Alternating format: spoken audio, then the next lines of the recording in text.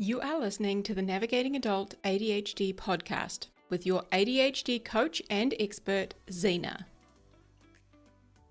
Hello, my sparkly brained friend. Welcome back to the podcast. We've got to tell you something a little bit funny, all right? My sewing skills do not exist, and I have got a slipper on that I have gone to, what should we say? I have applied my DIY skills to my slipper. It's one of those like sock ones.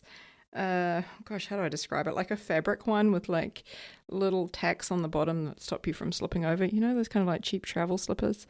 Anyway, it's a pink pair of those, and it has come apart at the stitching that would hold it up at the back by the heel. And so I have applied a bulldog clip. I have to keep tightening it because it keeps wearing out and coming undone. But yeah. That's how we're rolling today. I've got a bulldog clip on my slippers. Should I buy a new pair? Probably. But I'm pretty impressed with my creativity and my DIY skills today. So there we go. So today we are going to explore this question. How do I stop myself from reacting to my emotions? Right? Like, how do I stop overspending, yelling, doing things I regret later? Right? So I want to give you some examples. Having an argument with my partner, getting really angry, and then kicking a hole in the wall, right? How do I stop myself from reacting like that, kicking that hole in the wall? Feeling really frustrated at the state that the house is in, and then yelling at the kids, and feeling like shit because you yelled at the kids, right? Or buying a $500 jacket on the way home from work because you had a bad day and you needed to pick me up. All right, I have done that. Yes, I have. Okay. So if you have done something in the heat of the moment and then later thought, why did I do that? Right? How do I stop myself from doing that? You are not alone. In fact, we have all been there. Now, this is one of the top questions that I get asked. I get asked this question all the time. How do I stop myself from reacting to my emotions? How do I stop myself from behaving like that? Okay, so that's what we're addressing today. So, first of all, I want to ask you this. Is this a realistic expectation?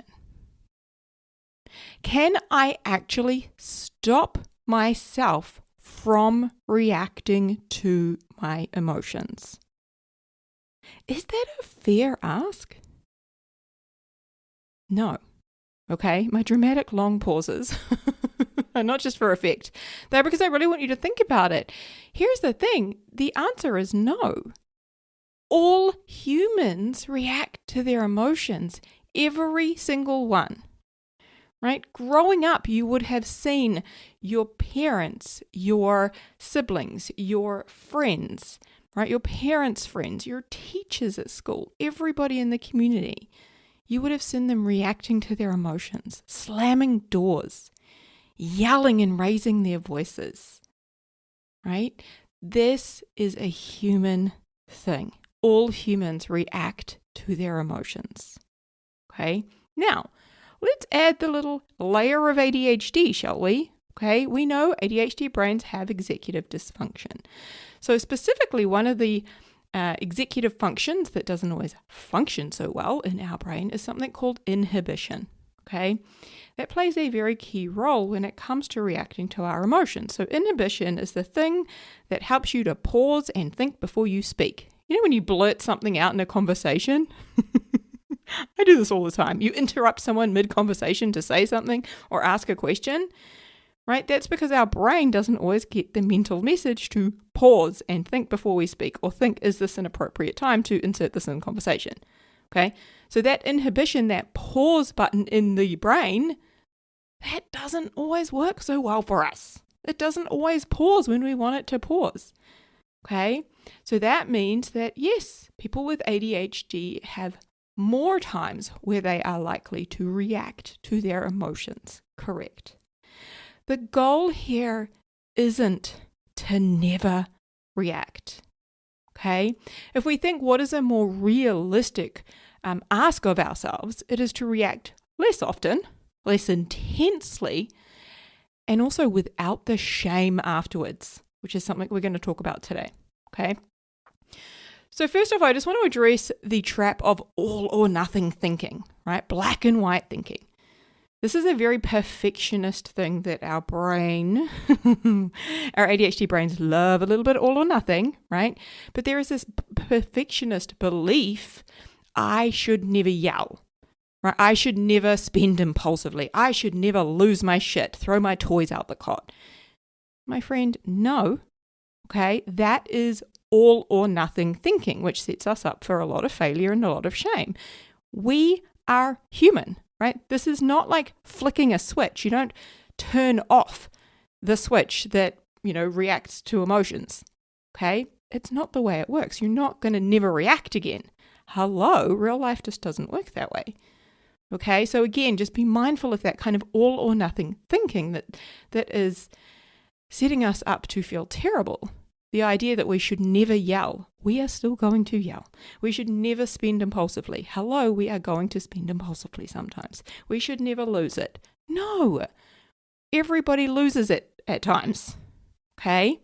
So again, it's that very all or nothing, thinking like it's like a switch that you flick, but the world doesn't work that way. But life doesn't work that way. So I want to introduce you to the idea of a layer cake of judgment next. Okay? So those layer cakes like you get at like weddings where they've got like multiple layers, okay? Our layer cake, we're going to have two main layers in this cake. The bottom layer is the behavior, the reaction. So that's the layer where we might spend money, right? We might slam doors, we might yell at someone or send like a nasty email to somebody, right? That's the reaction. That's the thing that we don't like, okay? So the bottom layer is the behavior in our cake. The layer on top of that, the second tier in our cake, that's the judgment layer. So that layer of the cake says things like, I shouldn't spend so much. I'm a terrible mum for yelling at the kids, right? I'm a bad person for sending that email, right? That second layer, that judgment layer, that is where so much unnecessary suffering comes from, right? I call that the shame layer, okay? Because that's where we shame ourselves for the behavior. We shame ourselves for shouting. We shame ourselves for spending money. We shame ourselves for, sending an email or slamming a door or kicking a hole in the wall, right?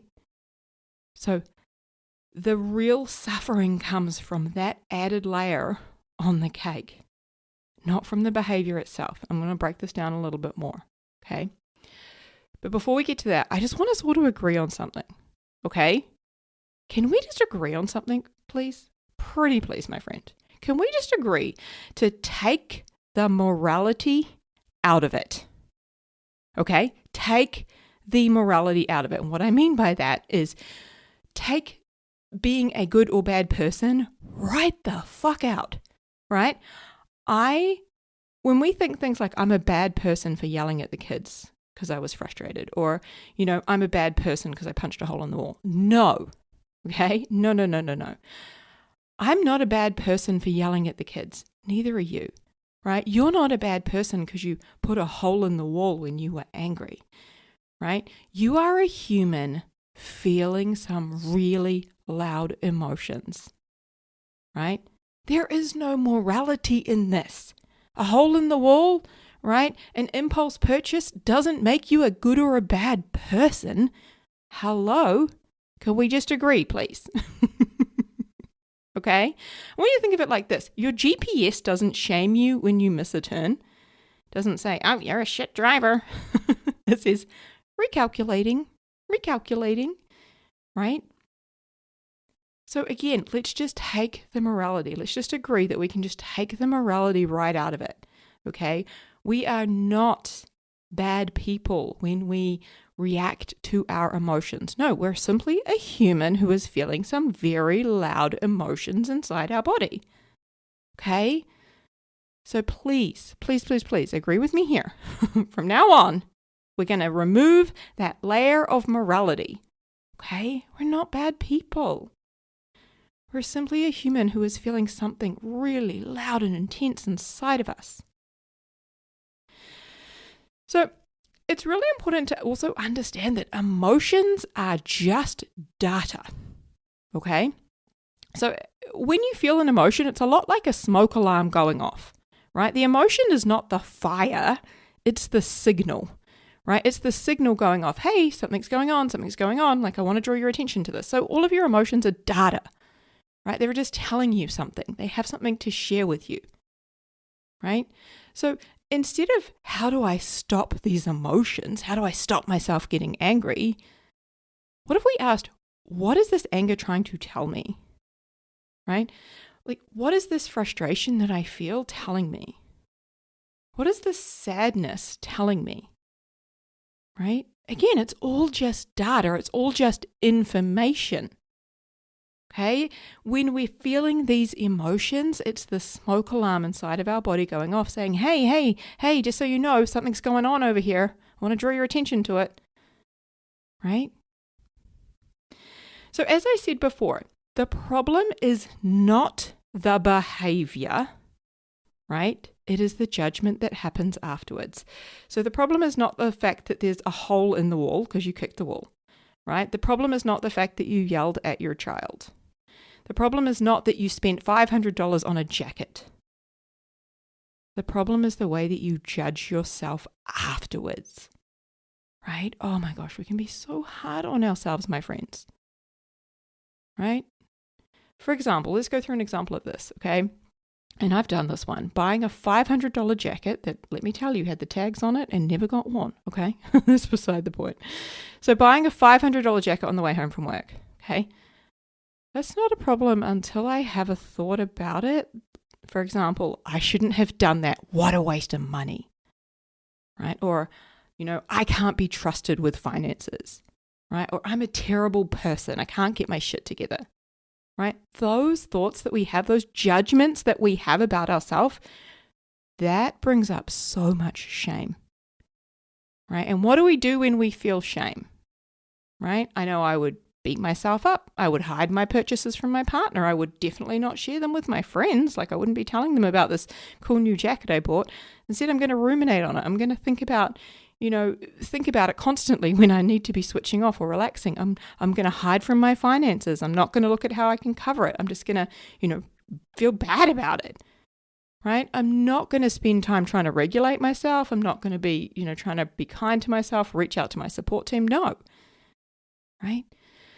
The judgment layer, right? Coming back to that layer cake, that judgment layer is what spirals us out into shame and hiding and rumination and disconnection and feeling terrible. Okay? So oftentimes it will sound like I shouldn't have yelled at the kids. I shouldn't have sent that email, right? And that should's kind of like followed by like a ... Like, I shouldn't have done that. And because I did, I'm therefore a bad person, right? If you were to imagine wearing a huge, thick fur coat that is soaking wet, that's the judgment, right? Judgment makes everything heavier and harder. And that judgment layer, my friend, is what causes so much unnecessary emotional suffering. Like, it's so painful, right? I think we can all agree on that. So again, the problem is not the behavior. It is the judgment that happens afterwards. It's that layer of shame that gets piled on top. So, of course, you're screaming at me. Okay, great. So what do I do about it? I know if I was listening, I'd be like, yeah. Okay, I get it. So now what do I do? What do I do instead? How do I remove that heavy, wet coat, right? How do I take apart that layer cake that, stops me from reducing the intensity and the frequency of these big emotional reactions, right? We've got to take that judgment layer off to be able to get to these reactions and do something different.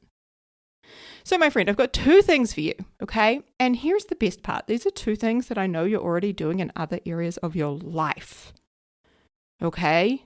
You're already doing these things. So the first one is to swap out the judgment for curiosity. Okay. Now, I know you're really good at being curious and asking lots of questions, especially when you're really interested in something. right? You know, when you're fascinated in something and you want to know more, what do? You ask a shitload of questions. You lean in, right? Oh, tell me more about that. That's so interesting. How did you start that? I'm so intrigued. Tell me more, right? So I'll give you an example of this. Last night, I was feeling really annoyed. I was so annoyed with my partner for letting our 14-year-old make himself chicken nuggets for dinner. That was it, just chicken nuggets, nothing else, just chicken nuggets, okay?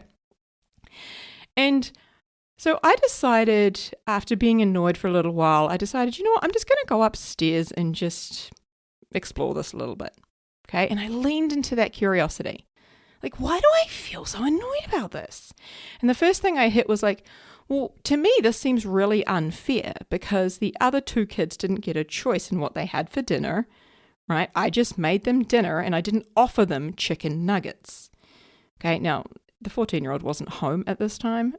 That's okay.